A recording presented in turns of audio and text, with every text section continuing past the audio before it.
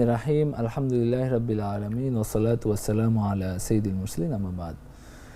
সুপ্রিয় দর্শক শ্রোতা, জাগো নিউজের বিশেষ আয়োজন জাগো ইসলামের আজকের পর্বে আপনাদেরকে স্বাগত জানাচ্ছি। আমি ওমর ফারুক ফেরদৌস।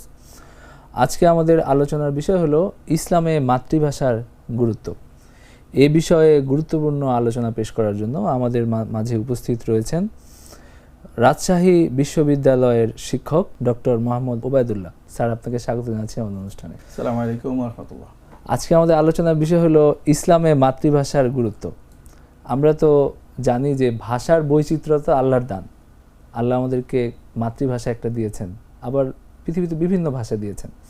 তো মাতৃভাষা শিক্ষার গুরুত্বটা কতটুকু, অন্যান্য ভাষার প্রতি আমাদের দৃষ্টিভঙ্গি কেমন হওয়া উচিত, এবং আরবি আমাদের ধর্মীয় ভাষা, সেই ভাষার প্রতি আমাদের গুরুত্ব বা দৃষ্টিভঙ্গিটা কীরকম হওয়া উচিত, এই বিষয়ে যদি আমাদেরকে একটু বলতেন।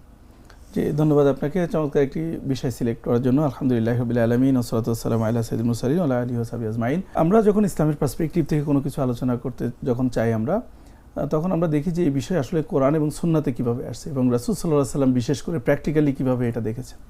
তো এটা যদি আমরা একটু কোরআন থেকেই চিন্তা করি, তাহলে আল্লাহ সুবহানাহু ওয়া তাআলা আমাদের প্রত্যেকটা সৃষ্টির ব্যাপারে তিনি তার উদ্দেশ্য কী এবং কি করবেন তারা এরকম একটা গাইডলাইন্স দিয়ে দিয়েছেন।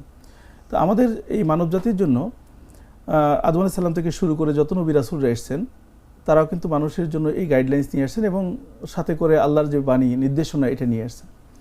এবং প্রত্যেকটা নবী তার নিজের কওমের যে ভাষা ছিল, তাদের যে ভাষা ছিল, সেই ভাষায় দাওয়াতি কাজ করেছেন এবং সেই ভাষায় কিন্তু তার যে স্ক্রিপচারগুলো, যে হেভেনলি স্ক্রিপচার, যেটা আমরা আসমানি কিতাব বলি বা যে আসমানি প্রত্যাদেশ বলি, সেগুলো এসছে। ঠিক সেভাবে আমরা যদি কোরআনের দিকে তাকাই, আল্লাহ সুবহানাহু ওয়া তাআলা এই কোরআনের ব্যাপারে বলছেন এভাবে, বিসমিল্লাহির রহমানির রহিম, ইন্না জাআলনাহু কুরআনান আরাবিয়্যান লাআল্লাকুম তাকিলুন। তো দেখেন এখানে বলছে আমি কোরআনকে আরবি হিসাবে প্রেরণ করেছি যাতে তোমরা কি করতে, আকল অনুধাবন করতে পারো, বুঝতে পারো। তো আমরা জানি যে রাসূলুল্লাহ সাল্লাল্লাহু আলাইহি ওয়াসাল্লাম আরবের মাঝে তিনি এসেছিলেন এবং তার যে এরিয়া ছিল সব আরবি ভাষাভাষী ছিল, সেখানে কোরআনকে নাজিল করা হয়েছে কিন্তু ওই ভাষাতে। ঠিক তেমনিভাবে আমরা যদি ইনজিলের দিকে তাকাই, আমরা যদি তাওরাতের দিকে তাকাই, তাহলে কিন্তু সেটা আরবিতে নাজিল হয়নি, বরং তারা হিব্রুতে নাজিল হয়েছে। তাহলে দেখা যাচ্ছে যে এই যে নিজস্ব স্বজাতির যে ভাষা বা আমরা যেটাকে মাতৃভাষা বলি, মায়ের ভাষা বলি, সেই ভাষার কিন্তু গুরুত্বটা দিয়েই আল্লাহ সুবহানাহু ওয়া তাআলা এই সুন্নাহটা, ট্রেডিশনটা চালু রেখেছেন মানব ইতিহাসের শুরু থেকে শেষ পর্যন্ত। রাসূলুল্লাহ সাল্লাল্লাহু আলাইহি ওয়াসাল্লাম শেষ নবী এবং রাসূল ছিলেন। কিন্তু এটা আল্লাহ সুবহানাহু ওয়া তাআলা এটা কেন করেছেন, এটা কিন্তু আল্লাহ তাআলা সূরা রুমের মধ্যে, যেটা 30 নম্বর সূরা, আল্লাহ তাআলা কিন্তু এভাবে বলে দিয়েছেন 22 নম্বর আয়াতে।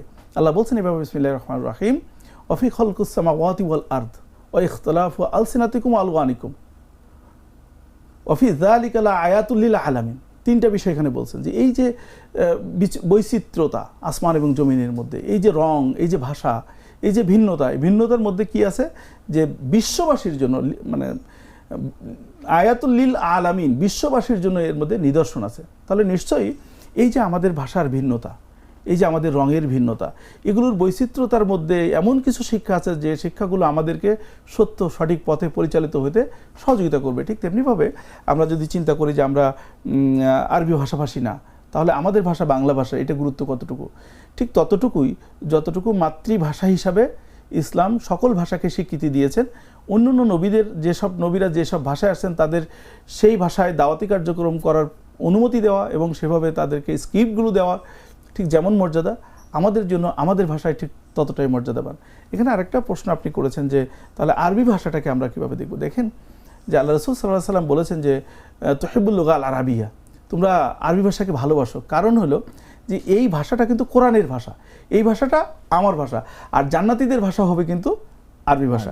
তাহলে দেখেন যে আমরা যারা মুসলিম বা মুমিন হিসেবে নিজেদেরকে দাবি করি, ইসলামের অনুসারী হিসেবে দাবি করি, আমাদের ইসলামটা কোথা থেকে এসছে? এই যে আমরা রমজান মাসে আলোচনা করছি, এই আমরা ইসলামটাকে পেয়েছি রাসূলের মধ্য দিয়ে, রাসূল আমাদেরকে শিখিয়েছেন কোরআনের মধ্য দিয়ে। এই কোরআন নাজিলের ব্যাপারে আল্লাহ সুবহানাহু ওয়া তাআলা এভাবে বলছেন কোরআনে, বিসমিল্লাহির রহমানির রহিম, শাহরুর রমাদানাল্লাযী উনজিলা ফীহিল কুরআন হুদাল লিন্নাস ইলা আখির আয়াত।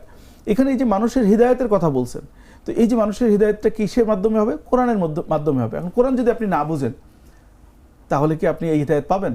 পাবেন না। তাহলে আপনাকে কোরআন বুঝতে গেলে আরবি পড়তে হবে। সুতরাং আপনার মাতৃভাষা হিসাবে অবশ্যই এটা মর্যাদাবান ভাষা, প্রত্যেকের মাতৃভাষা তার কাছে মর্যাদাবান, এবং ইসলাম কিন্তু এই মর্যাদাকে স্বীকৃতি দিয়েছেন। আর একজন মুসলিম হিসাবে আমাদের জন্য আরবি ভাষাটাও শেখা জরুরি, কারণ তা না শিখলে আমরা কোরআন বুঝতে অপারগ হয়ে উঠব। আমার মনে হয় যে মাতৃভাষা এবং কোরআনের ভাষাকে আমাদের জন্য কতটা গুরুত্বপূর্ণ এটা আল্লাহর ভাষা দিয়েই কিন্তু এটা বোঝা সম্ভব। অর্থাৎ আল্লাহর তো ভাষা, কোরআনের ভাষা যদিও আরবি, কিন্তু আল্লাহ তাআলা অন্যান্য ধর্মগ্রন্থগুলোতে তো অন্যান্য ভাষায় নাযিল করছেন, এবং বাংলা একটা ভাষা, এটাও আল্লাহর দান। এবং আমরা মাতৃভাষা হিসাবে বাংলাকে গুরুত্ব দিব, আমাদের ধর্মীয় ভাষা হিসাবে আরবিকে গুরুত্ব দিব। এবং আমি দেখেছি যে অনেক জায়গায় মুসলিমরা কিন্তু তাদের সেকেন্ড ল্যাঙ্গুয়েজ হিসেবে আরবিটাকে প্রাধান্য দেন। এমনকি কিছু জায়গা আছে যেটা খুবই আশ্চর্য, যেমন আমি নাইজেরিয়াতে গেছি, ওখানে দেখছি যে ওরা তো ওদের নিজস্ব নাইজেরিয়ার ভাষা যেটা আছে সেটা তো পড়ে, কিন্তু মুসলিমরা বিশেষ করে এরপরেই সেকেন্ড অপশন হিসেবে আরবিটাকে তারা গুরুত্ব দেয়। আমি খুব আশ্চর্য হয়েছিলাম, আমাদের পাশের দেশ খুব কাছে থাইল্যান্ডে যখন গিয়েছি, তো থাইল্যান্ডে যাওয়ার পরে দেখলাম যে ওরা মুসলিম কমিউনিটিতে প্রথমেই তারা তাদের থাই ল্যাঙ্গুয়েজটা শিখে, দ্বিতীয়টা কিন্তু মুসলিমরা অ্যারাবিকটাকে শিখে এবং তারা আরবিতে খুব ভালো পারে। তো এই যে আসলে একজন মুসলিম হিসাবে কিন্তু এটা উচিত যে তার নিজের ভাষাটা আগে শেখা এবং তার ধর্মীয় ভাষাটা শেখা এবং অন্যান্য ভাষা যেগুলো মানুষের প্রয়োজন সেগুলোকে শেখা এবং অন্যান্য ভাষাকেও কিন্তু রেসপেক্ট করা। আমি যেমন আমার ভাষাকে রেসপেক্ট করি, আমি অন্যদের ভাষাকেও রেসপেক্ট করি। যেমন আমাদের বাংলাদেশে কিন্তু মাতৃভাষা শুধু বাংলা না, বাংলার বাইরে কিন্তু আর অনেকগুলো ভাষা আছে। তাদের জন্য সেই তাদের মাতৃভাষাটা যেমন রেসপেক্টেড, ঠিক আমাদের জন্য কিন্তু ততটাই রেসপেক্ট করা উচিত। সুতরাং কাউকে হেয় প্রতিপন্ন না করে এই সম্মান সবার জন্য অব্যাহত রাখা আমাদের জন্য জরুরি।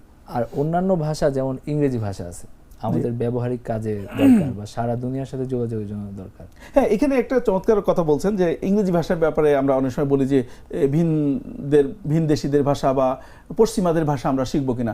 আসলে ভাষা শেখার ক্ষেত্রে কিন্তু কোনো সমস্যা নাই, কোনো সংস্কৃতি শেখার ক্ষেত্রে কোনো সমস্যা নেই, কিন্তু আপনি সেটা পালন করবেন কীভাবে সেটা কিন্তু খুবই ইম্পর্টেন্ট। যেমন ইংরেজি ভাষার কোনো দোষ নেই, পাশ্চাত্য সংস্কৃতির কোনো দোষ নেই, সংস্কৃতি তাদের জন্য দোষ, যেটা ইসলাম যেটাকে অস্বীকার করেছে, যেটাকে হারাম করেছে সেটার জন্য অন্যায় হবে। কিন্তু আপনি যদি সে সম্পর্কে ধারণা নেন কোনো অসুবিধা নেই। বিশেষ করে ইংরেজি ভাষাটা সারা পৃথিবীতে এখন বহুল প্রচলিত হওয়ার কারণে আমাদেরকে শিখতে হয়, কারণ আমরা এটা না শিখলে বিশ্বের যে আমরা এখন যে গ্লোবাল একটা ভিলেজের মধ্যে বসবাস করি, আমরা গ্লোবালি যে কম্পিট করি, সেখানে কিন্তু ইংরেজি না শিখলে আমরা তাদের সাথে করতে পারবো না। আরও একটা ব্যাপার হলো যে দেখেন, আমাদেরকে দায়িত্ব দেওয়া হয়েছে কিন্তু শুধুমাত্র নিজের ভাষাভাষীদের মধ্যে দাওয়াতি কাজের জন্য না। তাহলে আমার যদি আমি ডক্টর উবাইদুল্লাহ যদি চিন্তা করি, আমার বাংলা আমার মাতৃভাষা, আরবি ভাষা মধ্যপ্রাচ্যের ভাষা, বাকিদের দাওয়াতি কাজটা কে করবেন? যদি আল্লাহ তাআলা আমাকে সেই তৌফিক দান করেন, তাহলে তো আমাকে তাদেরকে সেই ভাষায় শেখাতে হবে। সুতরাং এই ভাষাটা ইংরেজি হতে পারে, এটা রুশ হতে পারে, এটা জার্মানি হতে পারে, হোয়াট এভার দ্য ল্যাঙ্গুয়েজেস। আমার মনে হয় যে সব ল্যাঙ্গুয়েজগুলো শিখতে কোনো সমস্যা নেই এবং ল্যাঙ্গুয়েজের কোনো দোষ না। মানে কোনো ল্যাঙ্গুয়েজই, কোনো ভাষাই ইসলাম বিরোধী করে না, বরং সব ভাষাতে দেখেন ওই ভাষাতেও কিন্তু মুসলিমরা আছে, তারাও কিন্তু আল্লাহর কাছে এই প্যারামিটারটা কিন্তু আল্লাহ আবার মানে তৈরি করে দিয়েছেন, যেটা সূরা হুজুরাতের মধ্যে আল্লাহ তাআলা বলছেন 49 নম্বর সূরা 13 নম্বর আয়াতে আল্লাহ বলছেন যে দেখো তোমরা যে কথা বলো, কাজ করো, যা করো, তোমাদের রং বেরং এভাবে আমি সৃষ্টি করেছি, লিতাআরফু বাইনাহুম, তোমরা যাতে চিনতে পারো একে অপরের। আরেকটা কথা বলছেন যে মূল বিষয়টা হচ্ছে আল্লাহর কাছে ইন্না আকরামাকুম ইনদাল্লাহি আতকাকুম। সুতরাং আল্লাহর কাছে সম্মানিত হলো যে কে বেশি তাকওয়াবান। এই তাকওয়াটা অর্জন করা হলো আল্লাহর নির্দেশনার পথে চলা, আল্লাহ যেগুলো করতে বলেছেন সেগুলো করা, যেগুলো করতে নিষেধ করছেন সেগুলোকে বাদ দিয়ে চলা। তো এইটা জ্ঞানের ক্ষেত্রে আমরা যদি সব জ্ঞানকে অর্জন করি, যে কোনো সংস্কৃতিতে থাকি, যে কোনো সভ্যতায় থাকি, সমাজে থাকি, যদি আমরা আল্লাহর দিক নির্দেশনা পালন করি, তাহলে সেটাই হলো তাকওয়া এবং সেটাই হলো আল্লাহর কাছে সম্মানিত হওয়ার একমাত্র উপায়। আরেকটা বিষয় হলো যে আমাদের মাতৃভাষা ইসলামের দাওয়াতের জন্য আমাদের কি কাজ করা উচিত? যেমন হলো অন্যান্য ভাষা থেকে বই অনুবাদ করা মাতৃভাষায়। দেখেন, মাতৃভাষা এটা ডিপেন্ড করে যে আমরা যদি বাংলাকে বাদ দিয়ে শুধু মাতৃভাষাকে কথা বলি, তা ওই মাতৃভাষাটার বর্তমান বিশ্বের অবস্থানটা কোথায়, সেটা একটা ইম্পর্টেন্ট বিষয়। আরেকটা বিষয় হলো, যেহেতু আমরা ইসলাম সম্পর্কে কথা বলছি, ইসলাম সম্পর্কে ওই ভাষায় কতটা রিচ লিটারেচার তৈরি হয়ে আছে সেটা একটা ইম্পর্টেন্ট বিষয়। আমরা যদি বাংলাদেশকে চিন্তা করি, যে বাংলাদেশের ইসলামটাকে যেভাবে আসছে, সে আসাতে আমরা দেখি যে ফার্সি বইয়ের পরে ভিত্তি করে, উর্দু বইয়ের পরে ভিত্তি করে, অ্যারাবিক বইটা কিন্তু খুব কম আসছে বাংলাদেশে। তো সেইটার পরে ভিত্তি করে যে ইসলামটা প্রসার লাভ করেছিল এবং আমাদের আগের শিক্ষা ব্যবস্থায় সেটা ছিল, এখন কিন্তু এটা নাই। তো এখন এগুলো সরে যাওয়ার কারণে এখন আরবিটা কিছুটা জায়গা দখল করেছে। আর আরবিটা দখল করলে বাংলাদেশের আপনার যদি আমরা মুসলিমদের পার্সেন্টেজ হিসাব করি, তো 5% মানুষও কিন্তু আরবি বলতে পারে না বা জানে না। তাহলে এখন তাদের কাছে ইসলাম কীভাবে পৌঁছাবে? ইসলামে পৌঁছানোর ক্ষেত্রে মাতৃভাষাটা সেখানে অত্যন্ত গুরুত্বপূর্ণ হয়ে উঠছে। সুতরাং আমার বাংলা ভাষা দিয়ে কিন্তু আমি তাদেরকে বোঝাতে পারবো। সো বাংলা ভাষা দিয়ে বোঝানোর ক্ষেত্রে দুটো জিনিস খুব ইম্পর্টেন্ট থাকে।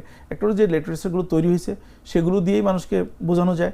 আরেকটা হচ্ছে যে কিছু ভালো ভালো কিতাব, বই, রেফারেন্স, যেটাকে আমরা মাসাদিল মারাজে বলি মাসালার ক্ষেত্রে, এগুলো যেগুলো পপুলার, প্রসিদ্ধ, মানুষের কাছে গ্রহণযোগ্য, এইরকম বইগুলোকে যদি আমরা অনুবাদ করি, ইতিমধ্যে আলহামদুলিল্লাহ অনেকগুলো অর্গানাইজেশন এই অনুবাদ করছে, এই অনুবাদ সাহিত্যটাকে যদি রিচ করতে পারি তাহলে কিন্তু মানুষের কাছে ইসলামটা পৌঁছানো সহজ।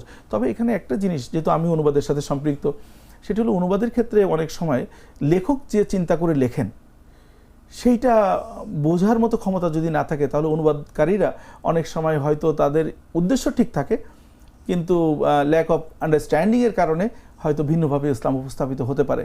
এই জন্য অনুবাদের ক্ষেত্রে আমাদেরকে এক্সপার্ট যারা আছে তাদের মধ্য দিয়ে সেটাকে কনসিডার করে এবং সেটাকে অথেন্টিকেশন যেটা আছে সেটা করে তারপরে আমাদের মাঝে প্রচার হতে পারে। আরেকটা ব্যাপার হলো যে খুব সাধারণ মানসিকতা যে চিন্তা করি, বাংলাদেশ তো অবশ্যই এখানে খুব উচ্চশিক্ষিত মানুষের সংখ্যাও কম, সেক্ষেত্রে আমাদের যে মধ্যবিত্ত বা যারা একটু কম শিক্ষিত লোকজন যারা আছে গ্রাম প্রত্যন্ত অঞ্চলে, তাদের কাছে কিন্তু বাংলা ভাষায় যতটা সহজে ইসলামকে বোঝানো সম্ভব অন্যভাবে কিন্তু সম্ভব না। আপনি কোরআন হাদিস দিয়ে আরবিতে অনর্গল যদি বক্তব্য দেন তাহলে কিন্তু তাদের কাছে এটা ফলপ্রসূ নাও হতে পারে। সেক্ষেত্রে সহজ ভাষায় অনেকগুলো পন্থা আমাদের আছে, এই যে মিডিয়া আমরা ব্যবহার করতেছি, এই যে আমরা বাংলায় কথা বলছি, এগুলো কিন্তু তারা সহজে বুঝতে পারবে। এর বাইরেও যদি মসজিদের আলোচনাগুলো যদি হয়, বিভিন্ন সময়ের যে আলোচনাগুলো আমরা করি, ওয়াজ নসিহত করে, আমাদের দেশে খুব পপুলার, এভাবেও কিন্তু ইসলামের মাতৃভাষা দিয়েই কিন্তু ইসলাম প্রচার করা সম্ভব। আমাদের ওয়েবে অন্যান্য ভাষায় আমি দেখি যে আরবিতে ওয়েবে এত রিচ জিনিসপত্র আছে, মানে যে ইসলামের যে কোনো বিষয়ে সার্চ দিলে খুব ভালো প্রবন্ধ পাওয়া যায়, কিন্তু বাংলা ভাষায় সেই জিনিসটা নাই। এটা আসলে ব্যাপার হচ্ছে কি, আমি নিজেও এটার সাথে একটা ইনভলভ, আমার একটা নতুন প্রজেক্ট আমার, যে সারা ওয়ার্ল্ড ওয়াইড ইসলামিক যে এক ধরনের রিভলিউশন হচ্ছে, নন মুসলিম কান্ট্রিতে প্রচুর মুসলিম ইসলাম গ্রহণ করছে, তাদের জন্য কিন্তু ঠিক সেই পরিমাণ লিটারেচার ওখানে নাই। তো এটার কারণ হলো, আমি শুধু এটা আমাদের বাংলাদেশের বলবো না, বাংলাদেশে তো ডেফিনেটলি এটি একটু উন্নয়নশীল দেশ হিসাবে আমাদের টেকনোলজিতে আমরা অনেক পিছিয়ে, আমাদের ভালো প্রোগ্রামার নাই। আপনারা যদি চিন্তা করেন যে মানে সবচেয়ে বেশি ওয়েবসাইটে যে কোর্সগুলো, কোর্সেরা বা এডেক্স, এরা বেশি কোর্স অফার করে, প্রায় 2.5 লাখ মতো কোর্স আছে এডেক্সের, সেখানে আপনি ইসলামের জন্য মাত্র 4টা পাবেন। মানে এডেক্সের মতো জায়গা যেখানে হার্ভার্ড, অক্সফোর্ড, ম্যাকগিল এরা কোর্স অফার করে। তো এটা হয়েছে কি যে টোটাল সারা পৃথিবীর কনসিডার করে যদি আমরা দেখি, তাহলে মুসলিমরা টেকনোলজিতে অনেক পিছিয়ে আছে, সেখানে বাংলাদেশ তো আরও অনেক পিছনে। সুতরাং এই ধরনের চিন্তা আমাদের খুব ফলপ্রসূ হবে যদি আমাদের যারা আজকে কথা শুনছেন যারা, বা যারা শুনবেন, যে যদি কারো সুযোগ থাকে টেকনোলজির সাথে, তাহলে তারা এগিয়ে আসা দরকার, স্কলারদেরকে সামনে নিয়ে এরকম রিসোর্স তৈরি করা দরকার, যাতে আমাদের সাধারণ মানুষরা, এখন আপনি খুব অবাক হয়ে যাবেন যে আমরা টেকনোলজিতে পিছিয়ে আছি, কিন্তু মোবাইল বা নেটওয়ার্কে কিন্তু খুব বেশি পিছিয়ে নেই। সবার হাতে স্মার্টফোন আছে, সবাই কিন্তু স্মার্টফোন নির্ভর করে রিলিজিয়ানকে জানতে চায়। সুতরাং এই ধরনের রিসোর্স তৈরি করাটা আমাদের জন্য খুব গুরুত্বপূর্ণ হয়ে গেছে। আরেকটা ব্যাপার হলো যে একেবারে যে বাংলা ভাষাভাষীতে নেই তা না, কিন্তু কোনটা অথেন্টিক, কোনটার পরে নির্ভর করে আমরা চলবো, এটা কিন্তু একটু আমাদের জানাটা বেশি জরুরি হয়। আমরা মনে করি যে এটা শিক্ষা ব্যবস্থার মধ্যে কিন্তু এই বিষয়গুলো আসা উচিত, যে আসলে আমরা কোন ধরনের ওয়েবসাইটের উপরে, কোন ধরনের রিসোর্সের উপরে আমরা আসলে নির্ভর করব। কারণ সবগুলো তো আমরা নিতে পারবো না, কারণ যে কেউ এখন ওয়েবসাইটে এতটা অ্যাভেলেবেল হয়ে গেছে, যে কেউ একটা ব্লগ লিখতে পারে, যে কোনো একটা আর্টিকেল লিখে পাবলিশ করতে পারে, এবং আপনি যখন গুগলে সার্চ করবেন তখন কিন্তু সেটা পাবেন। আপনি কি আসলে এই ধরনের আর্টিকেল পড়ে কি আপনি এটাকে অথেন্টিক মনে করবেন কিনা, এটার কিছু প্রিন্সিপাল আছে। সেটা হলো যে যদি এমন কোনো ওয়েবসাইট থাকে যে ওয়েবসাইটটা একটা সম্পূর্ণ পরিষদ দ্বারা পরিচালিত, সেটা স্বীকৃতিস্বরূপ বড় বড় পরিচিত প্রসিদ্ধ স্কলার যারা, আমরা যাদেরকে বিশ্বাস করি, তারা সেখানে সম্পৃক্ততা আছে কিনা, কী ধরনের রিসোর্স, সেখানে যে রিসোর্সগুলো আপলোড করা হচ্ছে সেখানে কোরআন সুন্নাহ ভিত্তিক হচ্ছে কিনা, কী ধরনের রেফারেন্স সেখানে দেওয়া আছে, এই বিষয়গুলো দেখে আমরা আসলে ভরসা করা উচিত। তাছাড়া শুধুমাত্র একটা আর্টিকেল পড়েই সেটার পরে বিশ্বাস করে আমাদেরকে সামনে মুভ করাটা, এটা মোটেও সৌজন্যমূলক না। এবং আমি মনে করি যে সাধারণ মানুষের জন্য এই রিসোর্স জানার পরে যদি কোনো কনফ্লিক্ট তৈরি হয়, মানে একটা বিশ্বাসের সাথে যদি কোনো কনফ্লিক্ট তৈরি হয়, তখন আমাদের মাঝে যারা এই বিষয় সম্পর্কে জানে তাদের কাছ থেকে শুনে নেওয়া উচিত। এবং এই ব্যাপারে আমার মনে হয় কোরআন বলছেন, ফাসআলু আহলা যিকরি, যদি ইন কুনতুম লা তা'লামুন, তোমরা যদি না জানো তাহলে তোমাদের মধ্যে যারা জানে তাদের কাছ থেকে জেনে নাও। তো এই জানার ব্যাপারটা কিন্তু আমাদের রক্ষা করা উচিত। শুধু একটা আর্টিকেল দেখেই একটা সিদ্ধান্তে পৌঁছানো এটা ঠিক হবে না। শিশুদের ভাষা শিক্ষার মাধ্যম, মানে শিশুদের শিক্ষার মাধ্যম কোন ভাষা হওয়া উচিত, এটা আমাদের অনেকেই চিন্তা ভাবনা করেন বা অনেকেই এটা নিয়ে দ্বিধাদ্বন্দ্বে ভোগেন। তো ইসলামের দৃষ্টিভঙ্গিতে আসলে একজন শিশু কোন ভাষায় তার শিক্ষা অর্জন, দেখেন একটা শিশুর ব্যাপারে ইসলামের দৃষ্টিভঙ্গিটা আল্লাহ রাসূলের একটা হাদিসে চমৎকারভাবে বলছেন, যে রাসূল বলেছেন এভাবে যে কুল্লু মাউলুদিন ইউলাদু আলাল ফিতরা। তো একটা বাচ্চা কিন্তু সে ফিতরাতের উপরে সে জন্মগ্রহণ করে। এখন জন্মগ্রহণ করার পরে তার পিতামাতা তাকে কিভাবে শিক্ষা দিবে সেটা ইম্পর্টেন্ট থাকে, এবং সেটা কোন এনভায়রনমেন্টে সে বড় হচ্ছে সেটাও একটা ইম্পর্টেন্ট বিষয়। এখন আপনার বাচ্চা, মানে আমার মনে করেন একটা বেবি হবে, সেই বেবিটা যদি এখন জার্মানিতে যে হয়, ও কিন্তু ওখানকার এনভায়রনমেন্ট পাচ্ছে এবং সে খুব ইজিলি জার্মান শিখবে। এখানে ভাষা শিক্ষার প্রক্রিয়াটা যদি আমরা চিন্তা করি তাহলে এটা আমাদের জন্য বোঝা সহজ। সেটা হলো বাচ্চারা শুনে শুনে দেখে দেখে তারা শিখে। এখন যে পরিবেশে সে বড় হচ্ছে, সবচেয়ে বেশি সে কথা শুনে তার মায়ের কথা শুনে, তার মাকে বেশি অবজার্ভ করে, তারপর তার বাবাকে দেখে, তারপর তার কাছের আত্মীয় স্বজন যারা তাদেরকে দেখে, সমাজকে দেখে। তো এই সমাজে, এই আত্মীয় স্বজনের মাঝে, এই পিতামাতার মাঝে, এই মায়ের মাঝে যে ভাষাটা, সেই ভাষাটা তার জন্য বেশি সহজ হয়ে যায়। একটা শিশু কিন্তু মিনিমাম 12 বছরের পূর্বে 10টা ভাষা শিখতে তার কোনো সমস্যা নেই, কারণ সেই ধরনের ক্যাপাবিলিটি আল্লাহ তাআলা তাকে দিয়ে সৃষ্টি করেছেন। তবে আমরা মনে করি যে মাতৃভাষা দিয়ে শুরু করা উচিত, কারণ এটা আমাদের প্যারেন্টসদের জন্য এটা ইজি, অ্যাক্সেসেবল, এবং আমাদের শিক্ষা ব্যবস্থাও এটার পরে ভিত্তি করে তৈরি হয়। আর ডেফিনেটলি সেকেন্ড ল্যাঙ্গুয়েজ হিসাবে একজন মুসলিমের উপরে এটা অবশ্যই কর্তব্য যে তাকে কোরআনের ভাষা শেখানো, কোরআনের ভাষা শেখানো তো বটেই, কোরআন শেখানোটা তো অবশ্যই ফরজ, কারণ এটা সকল বাচ্চাদেরকে এটা শেখাতে হবে। এটা যদি কেউ না শেখায়, বাংলা ভাষা বা অন্য ভাষায় যদি পাণ্ডিত্য অর্জন করে, এটার জন্য জবাবদিহি করতে হবে যে আপনি কেন এটা শেখান নাই। তার মানে শিশুকে মাতৃভাষাও শেখানো উচিত, ব্যবহারিক ভাষাও শেখানো উচিত, অবশ্যই ধর্মীয় ভাষা তাকে শেখানো, আরবি ভাষাটাও শেখানো উচিত। স্যার, আমরা একটা বিষয় জানি বা বুঝি, সেটা হলো যে ভাষার মাধ্যমে কিন্তু সংস্কৃতি আদান প্রদান হয় বা সংস্কৃতির একটা ছাপ থাকে। যেমন আমরা আরবিতে দেখি যে আরবরা অহরহ তাদের দোয়া বের হয়, তাদের কথার ভঙ্গি সেখানে দোয়া থাকে। তো বাংলাতে আবার এরকম অনেক বিষয়ে ভালো আছে, অনেক বিষয়ে মন্দ আছে। আবার অন্যান্য ভাষায়ও তাদের যেই ভাষাভাষী মানুষ, তাদের যে বিশ্বাস, তাদের যে রীতিনীতি, এটার একটা প্রভাব থাকে। তো যে কোনো ভাষা ব্যবহারের ক্ষেত্রে বা মাতৃভাষা ব্যবহারের ক্ষেত্রে আমাদের এই বিষয়ে কি কোনো লক্ষ্য রাখা উচিত কিনা, যে আমরা আসলে কোনো ভুল সংস্কৃতি বা ভুল আদব, ভুল প্রচলন আমরা ধারণ করছি কিনা? হ্যাঁ, ভালো বলেছেন। এটা আসলে আমাদের বাংলা ভাষার যদি আমরা কথা বলি, বাংলা ভাষাটা কিন্তু কোনো অরিজিন ল্যাঙ্গুয়েজ না, এবং এটা আমাদের জাতিগতভাবে কিন্তু আমরা আর্যদের থেকে আসা এবং আমাদের সংস্কৃতি থেকেই মূলত আমাদের ভাষাটা তৈরি হয়েছে। সুতরাং এই যে ভাষা যখন ট্রান্সফরমেশনটা হয়, তখন সে অনেকগুলো ভাষার মধ্য দিয়ে যে একটা ভাষা তৈরি হয়। আর যখন একটা ভাষা থেকে আরেকটা ভাষা যায়, তখন সেই ভাষার মধ্য দিয়ে কিছু সংস্কৃতি নিয়ে আসে। সংস্কৃতি কেন নিয়ে আসে? মানে সংস্কৃতির মূল ভিত্তি হলো ভাষা। এই জন্য দেখবেন যে আমরা যে অ্যাকসেন্টে কথা বলি বাংলা ভাষায়, ইংলিশে কিন্তু তাদের অ্যাকসেন্টের ভাষা, এবং তাদের এই অ্যাকসেন্টের সাথে তাদের বিহেভিয়ারের কিন্তু একটা ব্যাপার আছে, তাদের মুভমেন্টের একটা ব্যাপার আছে। তো সুতরাং ভাষা খুবই গুরুত্বপূর্ণ সভ্যতা এবং সংস্কৃতির জন্য। তো সেক্ষেত্রে আমাদের ভাষাটা যেহেতু ইসলামিক কালচার বা সিভিলাইজেশন নির্ভর ল্যাঙ্গুয়েজ না, সুতরাং এই ভাষাতে ইসলামের যে আদব বা এটিকুইটস যেটাকে আমরা বলি, ভাষার মধ্য দিয়ে যে প্রচার হওয়ার কথা, সেটা ততটা হয় নাই। এমনকি আমরা শরীর ভাষাগুলো, ইসলামের যে মূল ভাষাগুলো, আমরা কিন্তু অধিকাংশই সব আরবিতেই অ্যাজ ইট ইজ আমরা রেখে দিয়েছি, এবং আরবি এটা এভাবে ব্যবহার করতেছি যে আমরা বাংলা মনে করি, এটা আসলে তো বাংলা না, এগুলো আরবি।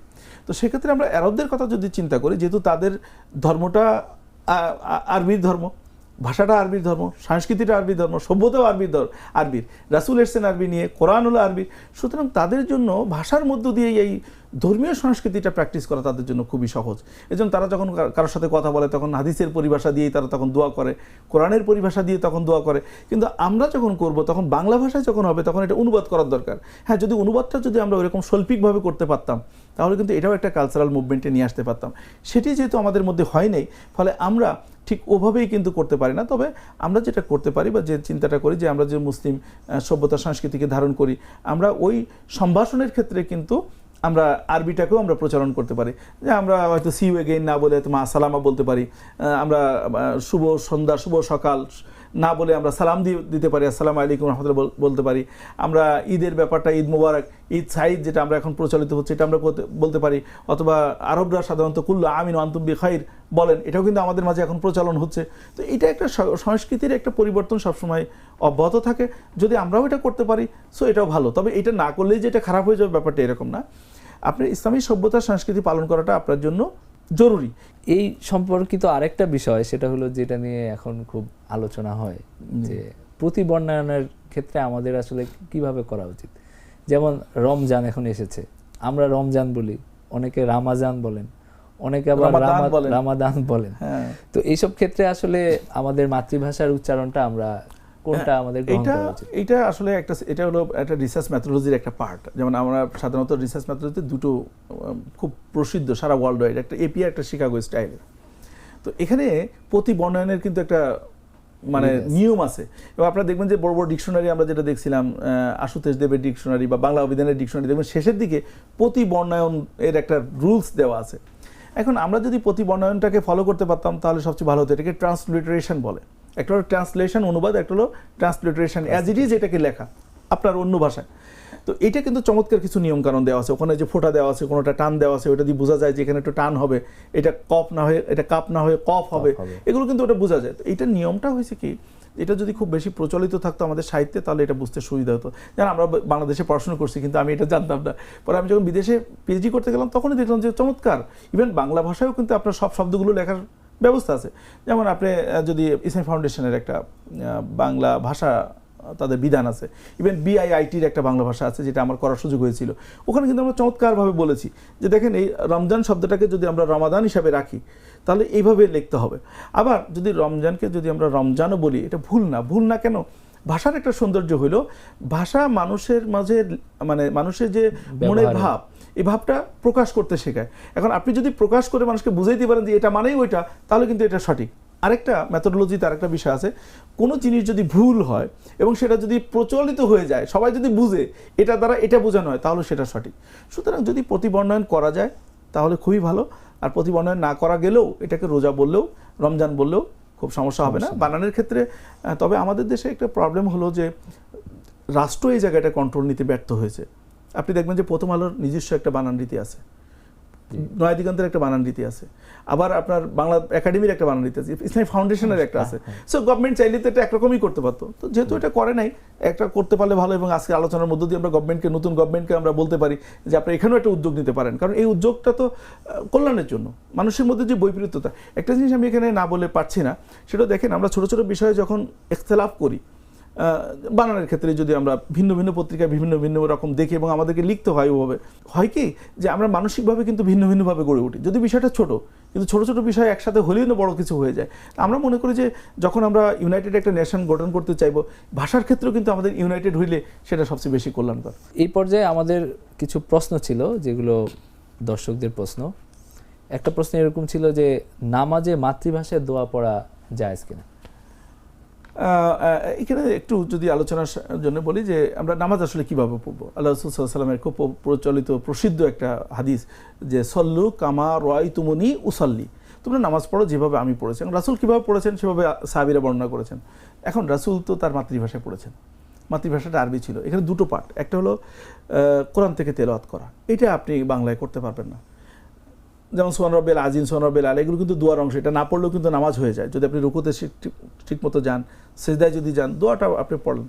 তো সেক্ষেত্রে বেসিক জিনিসগুলোকে আরবিতে রেখে যে ইখতিলাফটা যেখানে হয়েছে যে এমনি যে দোয়াটা, মানে আপনি মনে করেন আপনার বিশেষ একটা দোয়া চাইবেন, আপনি সিজদায় গেলেন, সুবহান রাব্বিল আলা বলার পরেও কিন্তু আপনি দোয়া করতে পারবেন। রাসূল সাল্লাল্লাহু আলাইহি ওয়াসাল্লামের হাদিস থেকে এটা প্রমাণিত যে কখনো কখনো রাসূল সাল্লাল্লাহু আলাইহি ওয়াসাল্লাম লম্বা সিজদা করতেন নফল নামাজে। তো নফল নামাজে যে লম্বা সিজদা যখন করতেন তখন কি করতেন? তখন দোয়া করতেন। তো আমরা কিন্তু আমাদের হাজতের জন্য, কল্যাণকর হাজত যেগুলো বৈধ হাজত, সেগুলোর জন্য কিন্তু আল্লাহর কাছে চাইতে পারি। এখন এটা তো আমাদের সবার পক্ষে আরবি বলা সম্ভব না, তাহলে কি আমরা আল্লাহর কাছে চাইবো না? হ্যাঁ, যারা পারেন না তারা চাইতে পারবেন। এই জন্য হানাফি মাযহাবের, আমরা যেহেতু হানাফি স্কুলের থট, এখানে দুটো মতই আছে, তবে যেটার উপর তারজিহ করা যে দোয়াগুলো যেগুলো মাসনুন দোয়া আছে সেগুলোকে আরবিতে বলা, আর এর বাইরে দোয়াগুলো যারা আরবি পারে না তারা বাংলাতে বললেও কোনো সমস্যা হবে না। তার মানে এই না কিন্তু আপনি এখন বলবেন যে সূরা ফাতিহা আমি বাংলায় পড়বো, আমি সুবহান রাব্বিল আযীম, সুবহান রাব্বিল আলা, সামি আল্লাহু লিমান হামিদা, এগুলো আর আরবিতে না বলে বাংলায় বলুন। নো, এটা বলতে পারবেন না, কারণ এটা বললে আপনি তখন ইসলামের যে মূল শিক্ষা সেখান থেকে আপনি দূরে চলে যাবেন। এটা ইসলাম চায় না।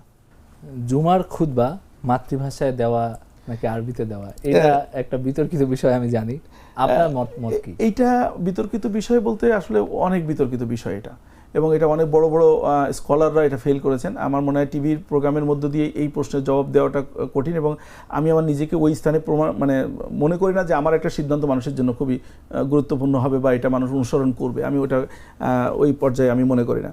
তবে এখানে আমার একজন উস্তাদ ছিলেন, উনি মরহুম professor doctor ABM Siddiqur Rahman sir. উনি মদিনা ইউনিভার্সিটি থেকে এত ভালো রেজাল্ট করেছিলেন যে মদিনা ইউনিভার্সিটি থেকে ওনাকে একটা বাড়ি গিফট করা হয়েছিল, এবং উনি স্মরণাতীতকালে রেকর্ড নাম্বার পেয়ে রেজাল্টটা করেছেন। ওনার একটা আর্টিকেল আছে, ওই আর্টিকেল থেকে যদি আমি বলি এভাবে যে দেখেন রাসূল সাল্লাল্লাহু আলাইহি ওয়াসাল্লাম সময়ে কোনো খুতবা আরবি বাইরে হয় না। এখন বলতে পারে যে ওটা তো তার মাতৃভাষা ছিল, গুড, আমরা মেনে নিলাম। রাসূল সাল্লাল্লাহু আলাইহি ওয়াসাল্লামের সময়ে আরবের বাইরে কিন্তু ইসলাম প্রচারের জন্য পাঠানো হয়েছে, এবং ওমর রাদিয়াল্লাহু আনহুর সময় কিন্তু প্রচুর দায়ীকে পাঠানো হয়েছে বিভিন্ন জায়গায়। কাউকে পাঠানোর আগে ওই ভাষা শিখে খুতবা দিতে বলা হয়েছে, এটা আমরা একটা নমুনাও পাই না। সুতরাং এখানে একটা ব্যালেন্স করা যায়। ব্যালেন্সটা কিন্তু ইজতিহাদি মাসালার ক্ষেত্রে যেটা হয়, এটা আমাদেরকে ভুল বুঝলে হবে না। যখন কোনো স্কলাররা ইসলামের কল্যাণের জন্য এমন কোনো সিদ্ধান্তে পৌঁছান যেটা কোরআন হাদিসে সরাসরি নেই এবং মানুষের জন্য কল্যাণকর চিন্তা করে, তখন ভুল হলেও সে একটা রিওয়ার্ড পাবে। সেই দিক থেকে চিন্তা করে দেখেন, আমরা যে খুতবার আগে বাংলা একটা আলোচনা করি, কারণ রাসূল সাল্লাল্লাহু আলাইহি ওয়াসাল্লাম ওই চিন্তাটা করে যে আরবিতে রাসূল সাল্লাল্লাহু আলাইহি ওয়াসাল্লাম দিয়েছেন, এবং আরবি ভাষাটা আমরা যে জানি না, এটা কিন্তু একটা অন্যায় করে বসে থাকি। আমরা যে মনে করি যে বাংলা ভাষায় কেন না, আপনি একজন মুসলিম, আপনি এত কিছু জানেন, আরবি জানেন না কেন? আরবি তো সহজ করা হয়েছে, কারণ আল্লাহ তাআলা বলছেন ওয়ালাকাদ ইয়াসসারনাল কুরআনা ফাহাল মিন মুদ্দাক্কির, এবং এটা 4 বার বলছেন সূরা ফুরকানের মধ্যে। Can you imagine? তো এখন এই বাংলা ভাষা এত, আরবি ভাষা এত সহজ করার পর আমরা পারি না। তো এইখানে যেটা আমি বলবো, যে যারা বাংলায় বলতেছেন তারা হয়তো ইজতিহাদ করে বলতেছেন, তাদেরটাকে একেবারেই মানে জাহান্নামী বলা যাবে না। আবার এটা যে ভুল সেটাও আমরা বলতে চাই না, হতে পারে ওটা ইজতিহাদে যদি সঠিক থাকে উনি বেশি রিওয়ার্ড পাবেন, ভুল হলেও উনি রিওয়ার্ড পাবেন। আর আরবিতে যারা করতেছেন তাদেরকেও ভুল বলা যাবে না যে না একেবারে কোনো কাজে আসতেছে তা না। সে কারণে একটা ব্যালেন্স করলে আমার কাছে যেটা মনে হয় যে এখানে আবার আমাদের একটা বৈপরীত্য আছে, যে আমাদের যারা খতিবরা তারা বাংলায় আলোচনা করেন কিন্তু আরবির সাথে কোনো মিল থাকে না, আর আরবির জন্য খুতবা 12 চাঁদের খুতবা তৈরি করে রাখছেন, এটা কিন্তু ঠিক না। খতিবের জায়গাটা কিন্তু অত্যন্ত সম্মানের, মর্যাদার এবং খুবই হাই লেভেলের একটা জায়গা। সুতরাং খতিব তার হওয়া উচিত যিনি সমসাময়িক বিষয়গুলো খুতবার মধ্যে আনতে সামর্থ্য হবেন। তো আমরা তো আসলে মানে এটা আমাদের অনেক সমস্যা, হোপফুলি এটা সমস্যার সমাধান হয়ে যাবে। তবে আমি মনে করি এই বিষয়গুলোকে ইখতিলাফি মাসালা, ইখতিলাফের মধ্যে ওলামাদের মধ্যে রাখা উচিত, আপনার আমার এর মধ্যে থাকা উচিত, যেটাকে আমরা কল্যাণকর মনে করি, যদি এর বাইরে যেন কোনো কিছু না করি আর কাউকে যেন ভ্রান্ত না মনে করি, এটা ঠিক না। আল্লাহ রাসূল কখনো কাউকে এটা করেন নাই, সাহাবীরা এটা করেন নাই। মানে দুইটা মতই সঠিক হওয়ার সম্ভাবনা আছে। তবে যেহেতু রাসূল সাল্লাল্লাহু আলাইহি ওয়াসাল্লাম থেকে শুরু করে সাহাবীরা সবাই অন্য যেমন পারস্যতে যারা গেছে, ফার্সি ছিল সেখানে কিন্তু আরবিতে খুতবা হয়েছে। এবং মজার ব্যাপার, আপনি চিন্তা করে দেখেন যে আরবি বললে মানুষ বুঝবে না বলে, ঠিক না? একদিনও কি চিন্তা করে দেখছেন যে আমাদের দেশে যারা ইসলাম প্রচার করতে আসছিল, শাহজালাল বলি, শাহ মাকদুম বলি, খানজাহান আলী বলি, ওনারাই তো আসছেন, ওনার পারস্য থেকে আসছেন, ওনারা কি বাংলা ভাষা শিখে আসছিলেন? তো ওনা আমাদেরকে এসে নামাজ শিখায় নেই, আমাদেরকে রোজা শিখায় নেই, আমাদেরকে হজ শিখায় নেই।